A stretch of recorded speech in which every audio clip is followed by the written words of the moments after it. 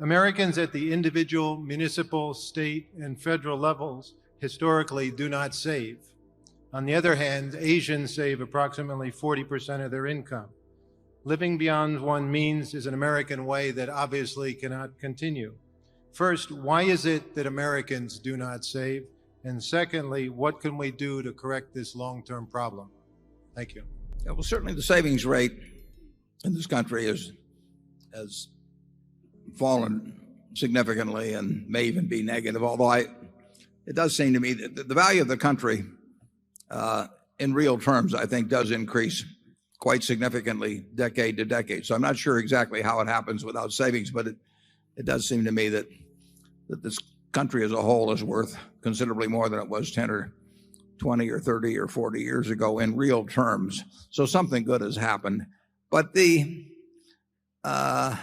propensity to save, it almost seems innate in at least the great majority of cases. I mean, we've got our friend from Florida teaching children to save, and I think that has some impact.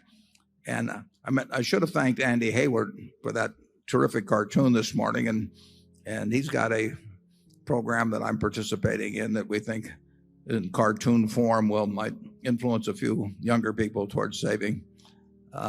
If you own Berkshire stock, you're automatically saving because we retain earnings, and your indirect interest in those retained earnings is a form of saving. So you can spend every dollar of your income that comes in the other way, and if you own Berkshire, you are net saving, which is a practice I've now been following for 43 years, sometimes in my family's consternation.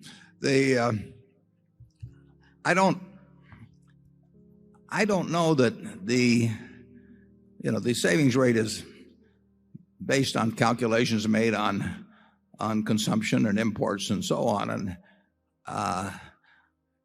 we are importing $700 billion more of goods and services than we're exporting, and that means that somebody else is doing our savings for us, basically, as we export ownership and claims against America. I think that's going to have consequences over time, but we are so rich that it may not be